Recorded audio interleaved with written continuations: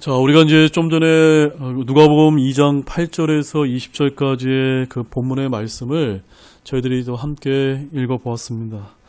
자, 오늘 제가 여러분에게 전해드릴 말씀의 제목은요, 제목만 우리 한번 따라해 보시겠습니다. 진짜 예수님의 탄생 이야기. 조금만 더 크게 한번 우리 따라해 보겠습니다. 진짜 예수님의 탄생 이야기라고 하는 이런 말씀 제목을 가지고 누가복음 2장 8절에서 20절 말씀을 본문 말씀으로 해서 여러분에게 하나님의 귀한 말씀을 나누고자 합니다. 자, 매년 이제 이 성탄절 시즌이 되면요, 예수님을 탄생을 축하하는 많은 이벤트들이 교회는 물론 세상 곳곳에서 이제 벌어지게 됩니다. 그러나 제가 항상 안타깝게 여기는 것은요, 진짜로 예수님의 탄생 이야기는 거의 모르는 경우가 허다하다는 것입니다. 여러분은 진짜 예수님의 탄생 이야기에 대해서 정확하게 잘 알고 계십니까?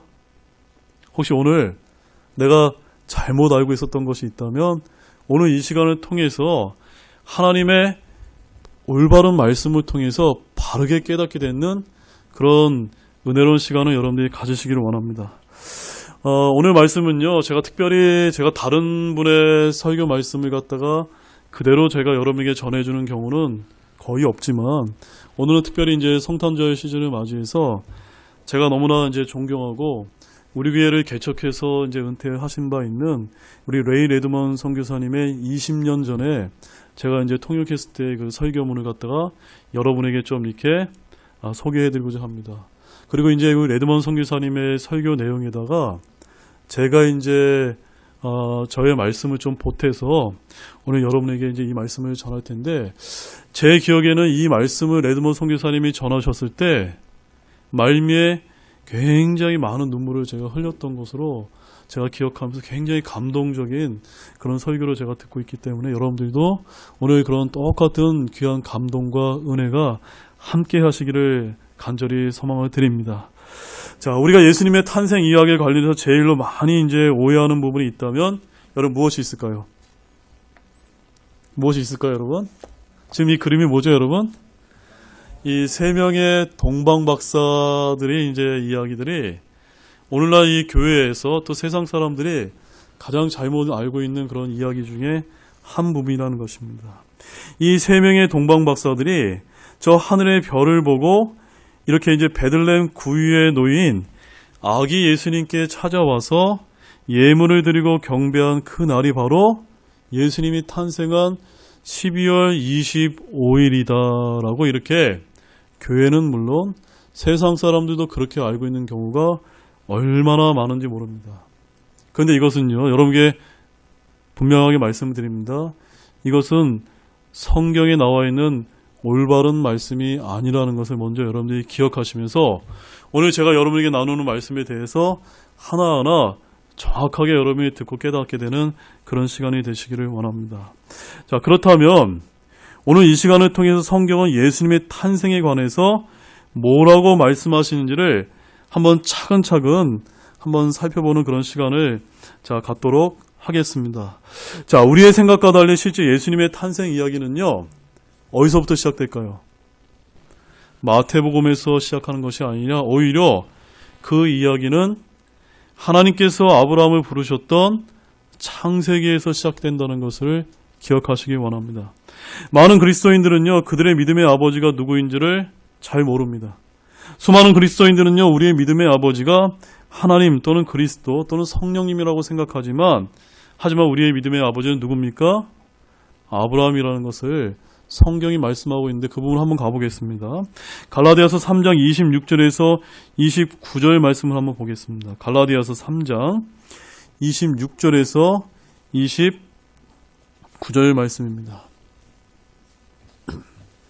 갈라디아서 3장 26절에서 29절 말씀을 우리 먼저 한번 살펴보면서 시작하고자 하겠습니다. 다 찾으셨으면 우리 같이 읽겠습니다. 너희가 다 그리스도 예수님을 믿는 믿음으로 말미암아 하나님의 아이들이 되었나니 너희 중에서 그리스도 안으로 침례를 받은 자는 다 그리스도로 옷 입었느니라. 거기에는 유대인이나 그리스도인이 없고 매인자나 자유론자가 없으며 남자나 여자가 없나니 너희는 다 그리스도 예수님 안에서 하나이니라. 너희가 그리스도께 속한 자면 곧 아브라함의 씨요 약속에 따른 상속자니라. 바로 여러분들이 그리스도께 속해 있는 분들이 맞습니까? 그렇다면 누구의 씨라고요? 아브라함의 씨요 약속에 따른 상속자다라고 이야기하고 있고요. 한 말씀만 더 보겠습니다. 로마서 14장 16절 말씀 가보겠습니다. 로마서 4장 16절 말씀입니다. 오늘 저희가 이제 살펴본 말씀 굉장히 흥미로운 말씀이기 때문에 여러분들이 성경에 있는 하나님의 말씀을 한 구절 한 구절 잘 이렇게 따라오시면 좋겠습니다. 로마서 4장 16절 말씀입니다. 같이 읽겠습니다. 그러므로 그것이 은혜로 되게 하려고 믿음에서 나나니 그 목적은 그 약속을 모든 씨에게 확고하게 하려 하심이라. 그것은 곧 율법에 속한 자들에게만 아니라 아브라함의 믿음에 속한 자들에게 그 약속을 확고하게 하려 하심이니 그는 하나님 앞에서 우리 모두의 조상이라. 하나님 앞에서 우리 모두의 조상이 그는 누굽니까? 바로 성경은 우리의 믿음의 조상이, 우리 그리스도인들에게 있어 믿음의 조상이 아브라함이다라고 성경은 그렇게 말씀하고 있음을 잊지 마시기 바랍니다. 자, 그런데 하나님께서 아브라함에게 무엇을 약속하셨냐면요. 그의 씨가 영적인 면에서 하늘의 별들만큼 번창하고 세상적인 면에서는요. 바닷가의 모래만큼 번창하게 될 것이라고 창세기에서 그렇게 약속하신 바가 있습니다. 그래서 창세기 22장 17절과 18절을 제가 읽어드리면 내가 내게 복을 주고 복을 주며 내 씨를 하늘의 별들같이 바닷가의 모래같이 번성하게 하고 번성하게 하리니 내 씨가 자기 원수들의 문을 소유하리라. 또 내 씨 안에서 땅의 모든 민족들이 복을 받으리니 이는 내가 내 음성에 순종하였기 때문이라 하니라. 어떻게 하면 복을 받는다고 말씀하고 있습니까? 내 음성에 순종하게 될 때 아브라함의 믿음의 후손인 모든 민족들이 복을 받게 된다라고 성경은 그렇게 말씀을 하고 있습니다. 자, 그럼 여기서 무슨 일이 일어났을까요? 하나님께서는 아브라함의 생명에서 특별한 인물들이 나오게 될 것이라고 말씀을 하고 있습니다. 자, 그 말씀 한번 가보겠습니다. 창세기 17장 6절 말씀입니다. 창세기 17장 6절 말씀입니다. 자, 누가 나오게 되는지 여러분들이 한번 답을 한번 해보시기 바라겠습니다. 창세기 17장 6절 말씀입니다. 같이 읽겠습니다. 내가 너를 심히 다산하게 하며 너로부터 민족들을 만들고 또 너에게서 왕들이 나오게 하리라. 누가 나오게 됩니까? 민족들과 왕들이 나오게 된다고 얘기하는데 특별히 여러분 오늘 말씀과 관련해서는 왕들의 초점을 맞추시기 바랍니다. 왕들의 초점을 맞추기 바랍니다. 여러분들이 이제 아브라함에게로 이제 거슬러 이제 추적을 해보게 되면 거의 대부분의 모든 나라들을 추적해 볼 수가 있고 땅의 왕들이 바닷가의 모래같이 번성하게 된다는 것을 우리가 성경 말씀을 통해서 알 수가 있게 됩니다. 자, 이제 하나님의 말씀 속에 있는 진짜 예수님의 탄생 이야기로 한번 본격적으로 한번 가보도록 하겠습니다. 만약 아브라함이 우리의 믿음의 아버지라면 하나님께서는 아브라함에게 모든 것을 말해 주었을 것이라고 여러분 생각되지 않습니까? 아멘이세요? 저는 여러분이 소돔과 고모라의 멸망에 관하여 말씀하신 그 말씀을 한번 주목해 보시기 바랍니다. 자, 창세기 18장 16절과 19절 그 옆에 있는 말씀이죠. 창세기 18장 16절에서 19절 말씀도 이어서 읽겠습니다. 그 남자들은 거기서 일어나 소돔을 바라보았고 아브라함은 그들을 배웅하러 그들과 함께 갔더라. 주께서 이르시되 내가 행하는 그 일을 아브라함에게 숨기리요. 내가 보건대 아브라함은 분명히 크고 강력한 민족이 되며 땅의 모든 민족들이 그 안에서 복을 받으리니 이는 내가 그를 알기 때문이라. 그가 자기 자녀들과 자기 뒤에 있을 자기 집안 사람들에게 명령할 터인즉 그들이 주의 길을 지켜 정의와 판단의 공의를 행하리니 이로써 주가 아브라함에 관하여 말한 것을 친히 그에게 이루리라 하시고. 맨 마지막 말미를 보시게 되면요, 이로써 주가 아브라함에 관하여 말한 것을 친히 누구에게 이룬다고요? 그에게 이루겠다라고, 아브라함에게 이루겠다라고 말씀을 하고 계십니다.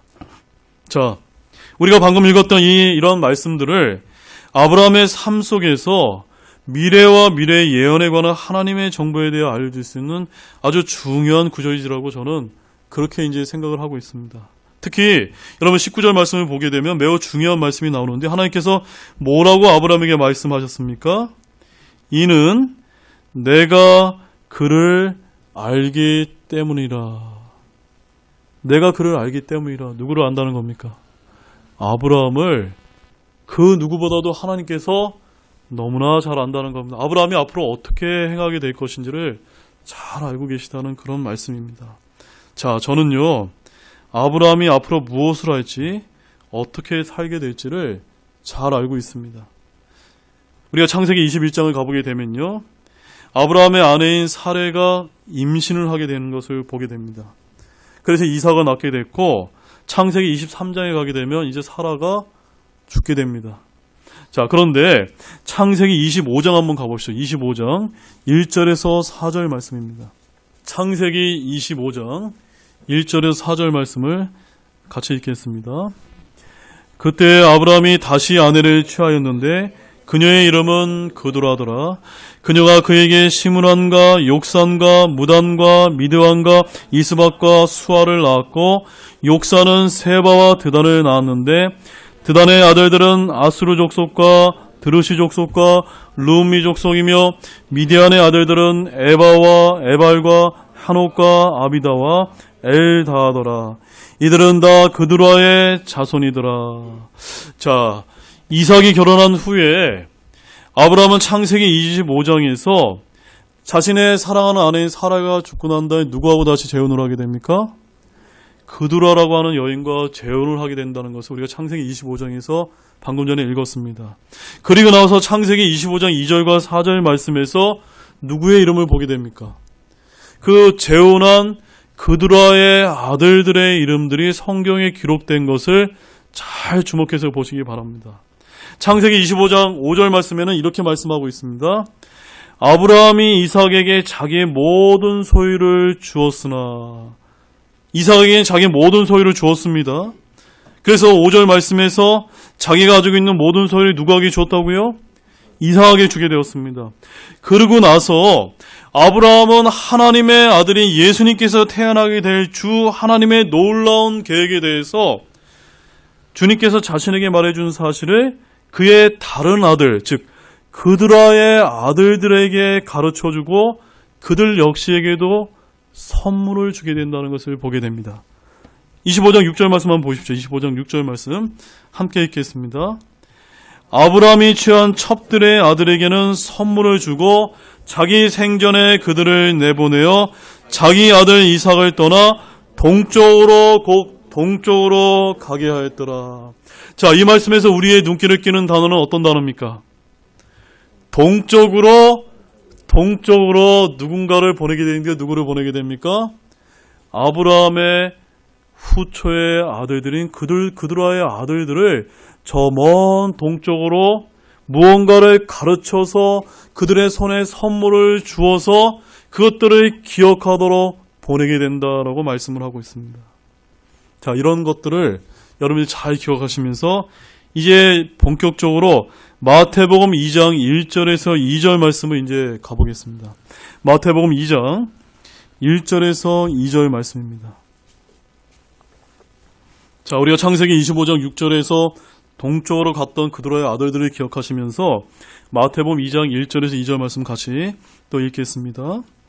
이제 헤로당 시대에 예수님께서 유대 베들레헴에서 태어나심에 보라, 동쪽으로부터 지혜자들이 예루살렘에서 와서 이르되 유대인들의 왕으로 태어나신 분이 어디 계시냐? 우리가 동쪽에서 그분의 별을 보고 그분께 경배하러 왔노라 하니. 자, 여러분들이 알고 있는 세상에서 동방박사라고 얘기한 것이 성경에는 뭐라고 기록되어 있냐면요. 그저 wise man from east라고 되어 있습니다. 동쪽으로부터 온 지혜자들이다, 현자들이다 라고 이렇게 성경은 기록하고 있는데요. 이 동쪽에서 온 이 지혜자들은요, 장차 하나님의 아들이자 모든 인류를 구원하기 위해서 오신 예수님께서 태어날 정보를 어디서 얻게 되었을까요? 여러분, 어디서 얻게 되었을까요? 바로 아브라함에게서 그들이 수천 년 전에 배우게 되었다는 것을 성경이 우리에게 알려주고 있는 것입니다. 그래서 제가 여러분들에게 예수님의 진짜 탄생 이야기는 마태복음에서 시작되는 것이 아니라 어디서 시작되는 겁니까? 창세기에서 시작되었다는 겁니다. 자, 그런데 여러분, 제가 또 질문을 드릴게요. 그곳에는 단 3명의 동방박사, 3명의 지혜자들만 있었을까요?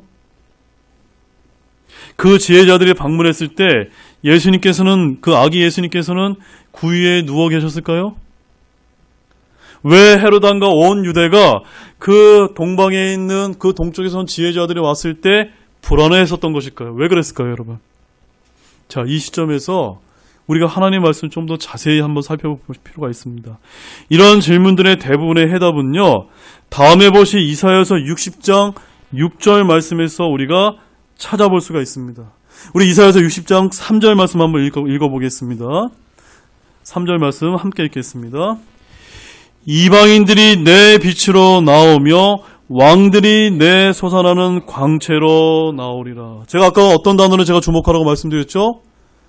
아브라함의 후손 중에 민족들이 나오고 왕들이 나오게 될 것이다 라고 말씀을 해드렸고, 그 아브라함의 그 구드라의 후손들을 동쪽으로 보내게 한 다음에 앞으로 예수님께서 태어나게 될 모든 예언의 말씀을 담고 있는 이사야서 60장 2절과 6절 말씀을 보게 되면은 앞으로 예수님께서 초림하시게 될 텐데 이방인들이, 왕들이 그 예수님의 빛을 보고 나오게 될 것이다 라고 예언하고 있다는 말씀입니다.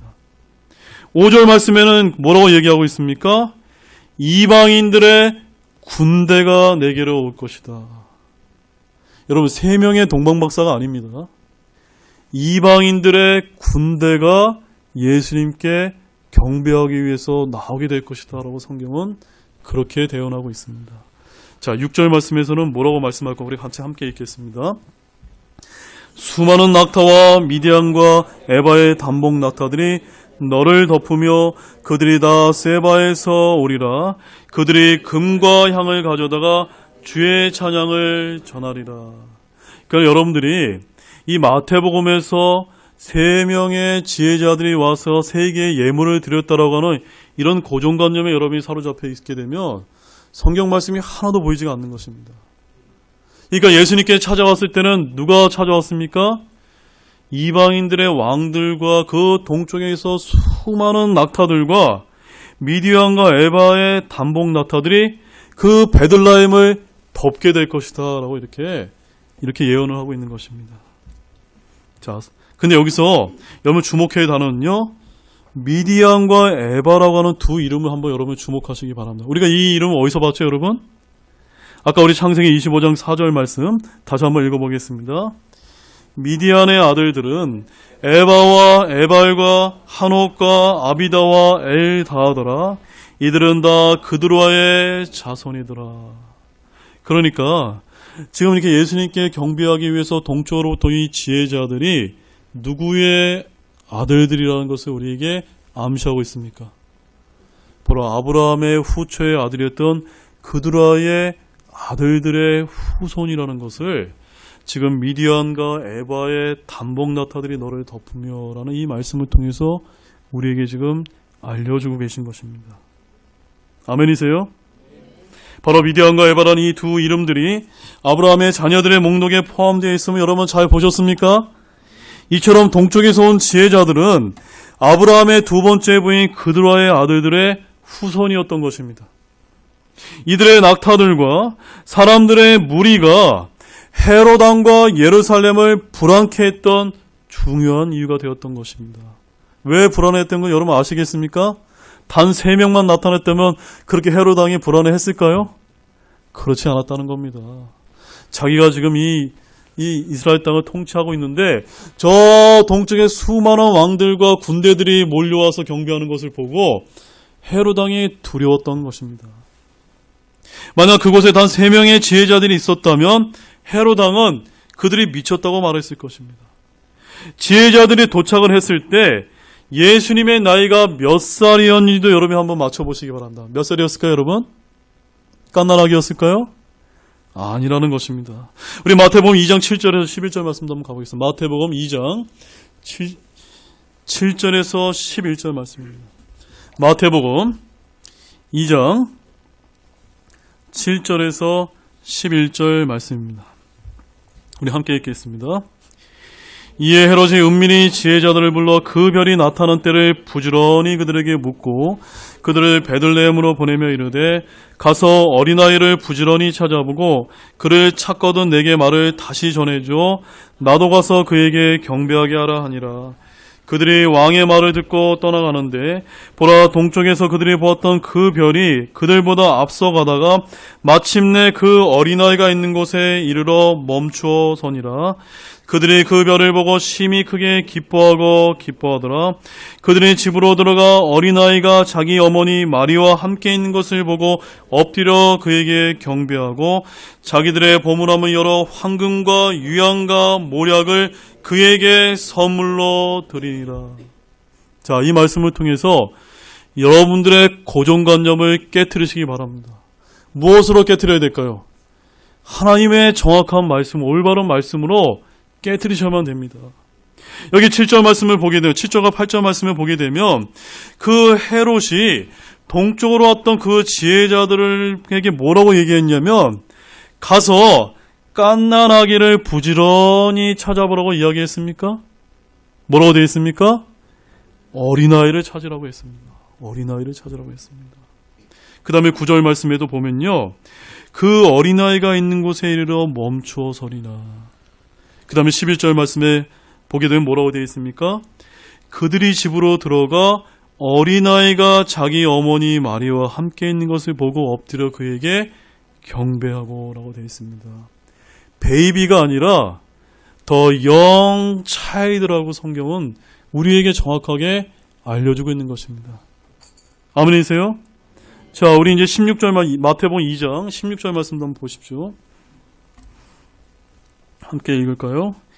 이에 헤롯이 자기가 지혜자들에게 우롱당한 줄 알고 심히 노하여 사람을 보내 자기가 지혜자들에게 부지런히 물을 때를 기준으로 베들레헴과 그것의 모든 지경에 있던 2살 아래 모든 아이들을 죽이니라. 자, 여러분들 한번 답을 해보십시오.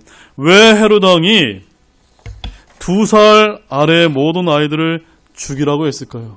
왜 그랬을까요, 여러분? 동방에서 찾아왔던 그 지혜자들이 헤롯 왕을 만나고 예수님께 경배 드렸을 때 그 동방 박사들이 경배 드렸던 예수님은 갓난아기가 아니기 때문입니다. 몇 살일까요?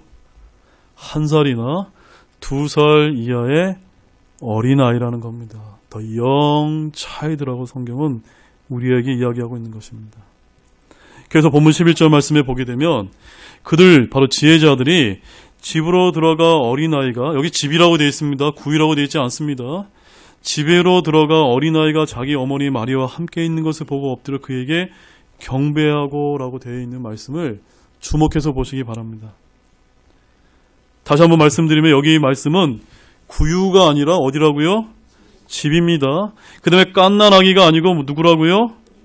어린아이라고 더 영 차이드, 헤롯 왕도 치드런, 2살 아래 모든 치드런을 다 죽이라고 이렇게 명령한 데서 그 근거를 우리가 찾아볼 수 있다는 것입니다.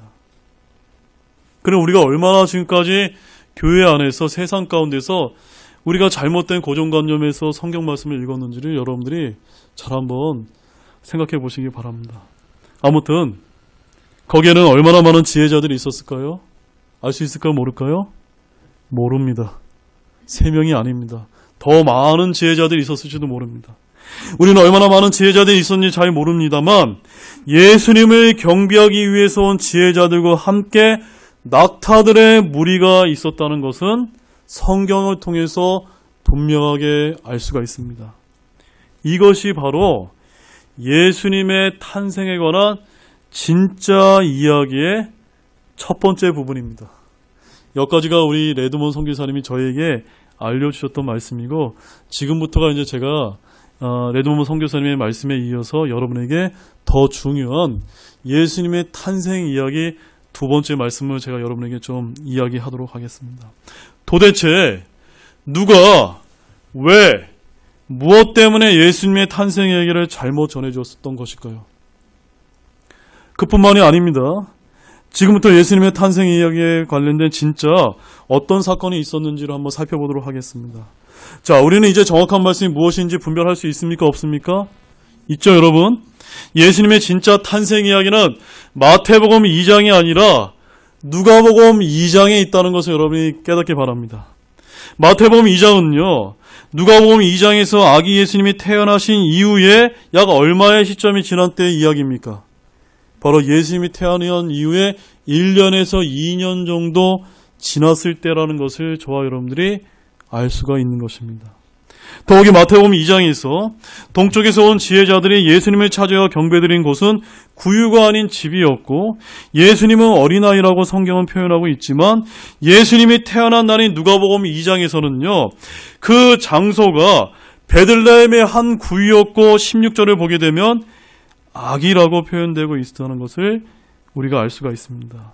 자, 누가복음 2장 16절 말씀 함께 읽겠습니다. 서둘러 가서 마리아와 요셉과 구유에 누인 아기를 찾아서. 자, 성경은요 굉장히 정확합니다. young child와 babe, 갓난아기 단어를 명확하게 구분해서 쓰고 있다는 것입니다. 자, 그런데 아기 예수님을 제일 먼저 찾아온 이들은요, 동방박사, 바로 동쪽의 지혜자들이 아니라 누구였을까요? 네, 8절을 보게 되면 밤에 자기 양떼를 지키고 있던 그 지역의 목자들이었다는 걸 볼 수가 있습니다. 자, 누가복음 2장 8절 말씀을 함께 읽겠습니다. 바로 그 지역에서 목자들이 들에 거하며 밤에 자기 양떼를 지키더라. 이제 누가 먼저 찾아왔는지 아시겠습니까? 지혜자들이 아닙니다. 지혜자들은 약 1년에서 2년 뒤쯤에 찾아왔고요. 제일 먼저 찾아온 곳은 아까 우리가 그림에서 보았던 것처럼 들판에서 양을 치던 목자들이 먼저 예수님께 찾아와서 경배를 드렸다는 사실입니다. 바로 이 목자들은요, 밤에 주의 천사가 찾아와서 11절과 12절 말씀을 보게 되면요, 천사가 이렇게 얘기했습니다. 이날 다윗의 도시에 너희를 위한 구원자 곧 그리스도 주께서 태어나셨느니라. 이것이 너희에게 표적이 되리니 곧 너희가 포대기에 쌓여 구유에 누인 아기를 보리라고 친히 누구에게 알려주셨습니까? 목자들에게 이렇게 알려주셨던 것입니다. 그래서 이 천사가 알려준 사실을 듣고 목자들은 15절에서 다음과 같이 이야기합니다. 2장 15절 말씀 함께 읽겠습니다. 천사들이 그들을 떠나 하늘로 올라가니 목자들이 서로 이르되 이제 우리가 베들레헴까지 가서 주께서 우리에게 알려주신 일, 곧 일어난 이 일을 보자 하고. 바로 목자들은요, 주님께서 알려주신 계시를 확인하고자 베들레헴으로 제일 먼저 찾아갔던 것입니다. 그리고 그들은 매우 서둘렀다고 성경은 이야기하고 있습니다. 다시 한번 2장 16절 말씀 읽겠습니다.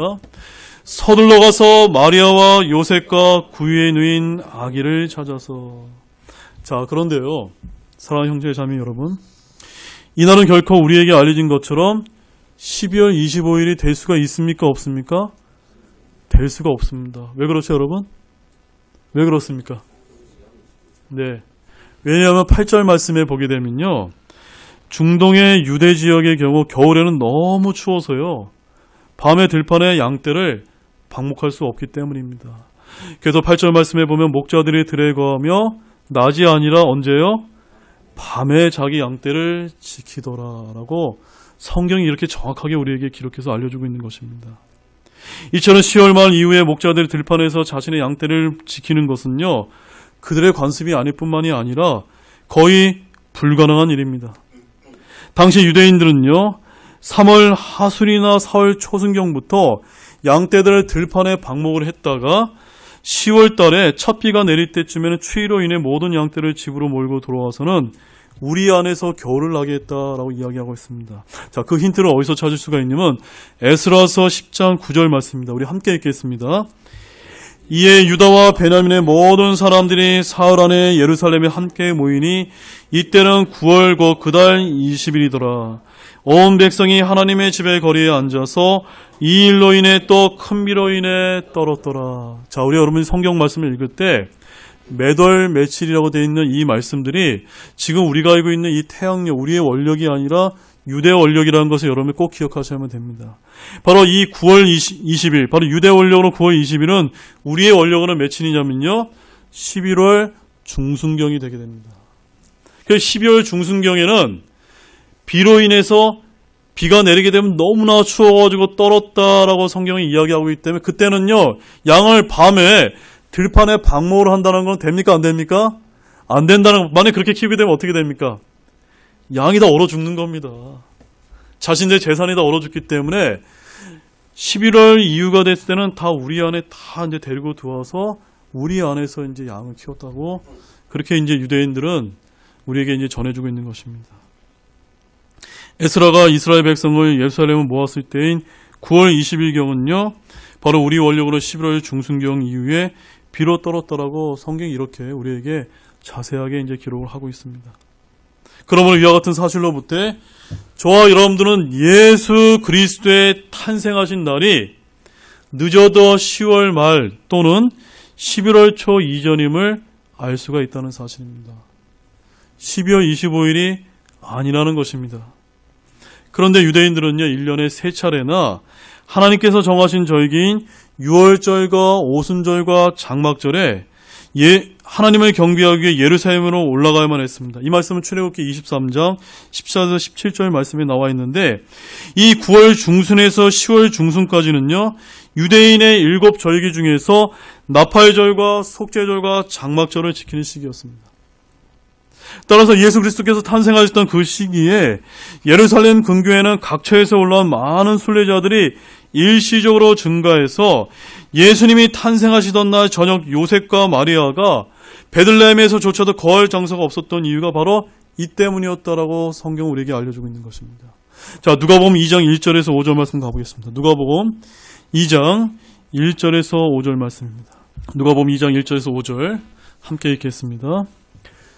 그 무렵에 카이사르 아우구스투스가 칙령을 내려 온 세상이 조세 등록을 하게 하였는데, 이 조세 등록은 구레뇨가 시리아의 총독이었을 때 처음 한 것이더라.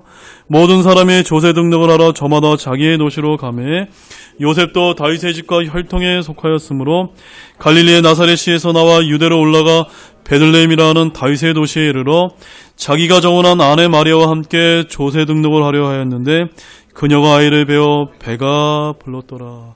바로 이 말씀 우리에게 무엇을 알려주고 있냐면요, 바로 마리아와 요셉이 이 로마의 황제였던 이 아우구스투스의 칙령에 의해서 조세 등록을 하려 했을 뿐만이 아니라 바로 유대인의 절기 중 하나를 지키기 위해서 예루살렘으로 올라왔다는 사실을 우리에게 알려주고 있는 것입니다.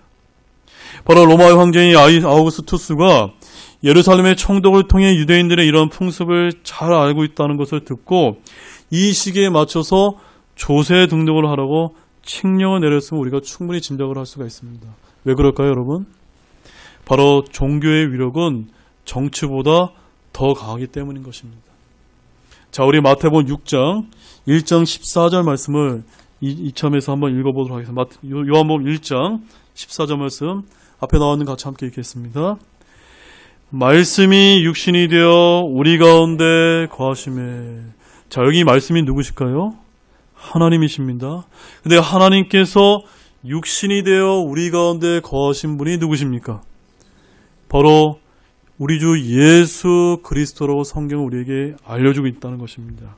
그런데 이 구절에서 거하심에라고 제가 이제 붉은 글씨로 된 이 거하심에가요, 영어로는 dwelt라고 이렇게 기록이 되어 있고 그리스어로는 tabernacled, 또는 영어로는 tabernacle이라고 이렇게 이제 기록된 단어가 있는데, 이 단어가 유대인의 7절기 중에 어떤 절기를 가리킵니까? 장막절을 가리키는 단어입니다. 따라서 우리가 이제 성경 말씀을 통해서 무엇을 우리가 짐작해 볼 수가 있냐면요, 아까 제가 예수님께서 10월 초에서 11월 초 전에 태어났을 것이다 라는 것을 제가 한번 말씀을 드렸고, 이 말씀을 통해서 예수님께서 언제쯤 태어났으면 우리가 짐작해 볼 수가 있습니까?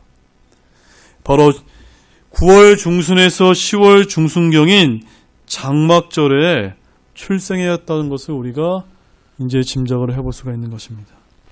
만약 이것이 옳다면 예수님의 어머니인 마리아는 정상적인 수태기간인 40주임을 우리가 고려해 볼 때 정확하게 지금 우리가 사용하고 있는 태양력의 12월 25일 날 예수님께서 태어나신 것이 아니라 오히려 예수님을 잉태하셨을 것이라는 사실이 우리에게 알려지는 것입니다. 참으로 신기하지 않습니까? 12월 25일이 언제라고요? 태어난 날이 아니라 아마도 예수님께서 잉태하신 날이 될 것이다 라는 것이 성경의 진짜 탄생 이야기라는 것입니다. 자, 그런데 여러분, 우리 마태복음 24장 20절 말씀도 한번 가보겠습니다. 마태복음 24장 20절 말씀입니다. 마태복음 24장 19절과 20절 말씀을 함께 읽겠습니다. 자, 19절 말씀 먼저 읽겠습니다. 그 날들에는 아이벤 자들과 젖먹이는 자들에게 화가 있으리로다. 바로 그냥 재림의 때를 얘기하는데 여기에 특징적인 말씀이 뭐라고 하냐면 아이벤 자들과 젖먹이는 자들. 이 말씀을 갖다가 아기 예수님을 잉태하셨던 마리아를 한번 상상해 보시기 바랍니다. 그것을 상상해 보시면서 20절 말씀 같이 읽겠습니다. 그러나 너희의 도피하는 일이 겨울이나 안식일에 일어나지 않도록 너희는 기도하라. 제가 왜 이 말씀을 찾아드렸을까요? 바로 예수님의 탄생 시기는요, 절대로 12월 25일인 겨울이 될 수 없다는 것을 성경이 곳곳에서 지금 우리에게 알려주고 있기 때문인 것입니다. 여러분, 이것을 믿으십니까? 따라서 겨울이 유대인들에게 있어 도망하기에 적합하지 않은 계절이라면 아이들이나 여인들이, 특히 아기를 뵌 여인이 여행을 한다거나 목자들이 밤에 들판에 묵으면서 양떼를 지키는 일은 도저히 있을 수 없는 일이라는 것입니다. 무엇보다 주님께서 하신 말씀을 우리는 믿어야만 됩니다. 위의 고찰들을 통해서 우리는 그리스도의 탄생 시기가 12월 25일이 아님을 분명하게 알 수 있으며 아무도 이를 반증하지 못할 것입니다. 아멘이십니까? 이제 결론을 맺도록 하겠습니다. 사랑하는 형제자매 여러분, 저는 오늘 이처럼 알려진 예수님의 탄생 이야기에 관련해서 잘못된 것들이 한두 가지가 아님을 알려드렸습니다. 그리고 그것들을 성경적인 말씀을 근거로 해서 알려드렸습니다. 그런데 성경은 왜 예수님의 탄생일에 대해서 정확하게 기록을 해주지 않으셨을까요? 성경에 보면 몇 월 며칠날 누가 태어났고 몇 월 며칠날 누가 태어났다고 정확하게 성경이 기록된 것을 많이 우리가 볼 수가 있는데 그렇게 중요한 예수님의 탄생일에 대해서는 왜 알려주지 않았을까요? 그 이유가 무엇일까요? 하나님께서는 우리 그리스도인들의 예수님의 탄생의 일에 대해서는 알지 원하지 않기 때문입니다. 아멘이세요? 자, 우리 갈라디아서 4장 8절에서 11절 말씀 우리 한 목소리를 같이 함께 읽겠습니다. 그럼에도 불구하고 너희가 하나님을 알지 못하던 때에 본래 신들이 아닌 것들을 섬겼느니라. 그러나 이제 너희가 하나님을 안 뒤에 혹은 하나님께 알려진 뒤에 어찌 다시 약하고 천한 초등 원리로 돌아가 다시 그것에 속박당하려 하느냐. 너희가 날과 달과 때와 해를 지키니 내가 너희를 위하여 헛되이 수고하였을까 너희를 인해 염려하노라. 여기 우리 하나님의 마음이 지금 다 담겨 있는 것입니다. 하나님을 알지 못하던 때, 예수님을 믿지 못하고 구원받지 못하던 그런 때에는 본래 우리들이 우상을 섬겼습니다. 그때는 약하고 천한 초등 원리로 우리가 우상을 섬겼는데 그 우상을 섬기는 이방인들의 행태가 어떻다는 겁니까? 어떤 날을 특별한 날과 달과 때와 해를 지킨다는 것입니다. 따라서 예수님이 언제 태어났다라고 자꾸 거룩하게 우리가 그날을 거룩하게 여기고 지키고 무언가를 나누고 하는 것을 하나님께서 좋아하십니까? 안 좋아하십니까? 안 좋아하신다는 겁니다. 오직 예수님께서 좋아하시는 것, 하나님께서 기뻐하시는 것은 예수님이 태어나신 날이 아니라 예수님께서 저와 여러분을 위해서 십자가에서 죽으시고 묻히시고 부활하신 오늘과 같은 주의 첫날인 주일만을 기억하라고 하신 것입니다. 자, 먼저 이제 마지막으로 전 세계적으로 유명한 설계의 황태자, 이분이 설계의 황태자입니다. 목사님들이 제일로 존경하는 목사님 한 분을 꼽으라고 하면 그분이 바로 찰스 스펄전이라고 하는 목사님인데, 이 목사님께서 아주 유명한 말씀을 하셨습니다. 이 목사님은 1834년에서 1892년 동안 사역을 했던 아주 유명한 침례교 목사님인데, 그분이 이렇게 이제 말씀을 하셨습니다. 영어로는요, Those who follow the custom of observing Christmas follow not the Bible but pagan ceremonies. 얻었습니다. 이게 어떤 의미일까요? 다음과 같은 의미입니다. 한번 따라같이 읽어보겠습니다. 크리스마스를 지키는 관습을 따르는 사람들은 성경이 아니라 이교식들을 따르는 것이라. 제가 한 얘기 아닙니다. 목사들 중에 목사들 중에서 가장 유명한 목사자, 가장 뛰어난 설교를 했던 설교의 황태자라고 불렸던 찰스 스펄전 목사님께서 다음과 같은 이야기를 했다는 것입니다.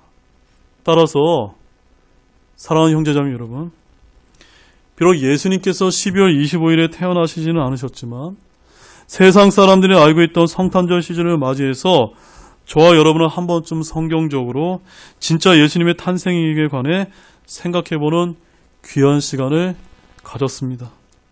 이 말씀을 여러분들이 잘 간직하시기 바랍니다. 예수님께서 언제 태어나셨는지를 저와 여러분들이 알 필요가 없지만 우리를 구원하기 위해서 하나님의 아들이신 예수 그리스도께서 이 세상에 오셨음을 굳게 믿으시기 바랍니다. 또한 모두가 구원받으시고 그 구원의 기쁨을 누리는 모든 형제자매이 되시길 우리 주 예수 그리스도의 이름으로 축원드립니다. 우리 다 같이 일어나시겠습니다. 오늘 제가 여러분에게 아주 귀한 예수님의 진짜 탄생 이야기에 관한 누가복음 2장 8절과 20절 말씀을 제가 여러분에게 이제 전해드렸습니다. 우리가 이제 교회를 다니고 온다 하면서도 또 성경을 읽는다고 하면서도 얼마나 우리가 고정관념에 사로잡혀서 잘못된 이런 정보에 우리가 빠져 있는지 모른다는 것입니다. 우리가 이렇게 교회에 나와서 예배드리는 이유가 뭡니까? 하나님께서 우리에게 주신 이 바른 말씀을 가지고 바른 교리와 바른 말씀을 통해서 제대로 우리가 신앙생활을 하기 위함이 아닙니까? 그럼에도 불구하고 하나님께서 수천 년 전에 우리에게 이런 올바른 말씀을 주셨음에도 불구하고 오늘 세상 가운데는 얼마나 많은 사람들이 이런 하나님의 바른 말씀과 바른 이야기를 모르고 잘못된 신앙생활을 하고 있는지 모른다는 것입니다. 우리가 그들을 긍휼하게 여기면서 주님, 제가 이 하나님의 바른 말씀을 가지고 그들에게 찾아가서 올바른 말씀을 전할 수 있는 그런 성도의 삶을 살 수 있게 해달라고 결단하는 그런 귀중한 시간이 되시기를 바라면서 우리 잠깐 기도하는 시간을 갖도록 하겠습니다.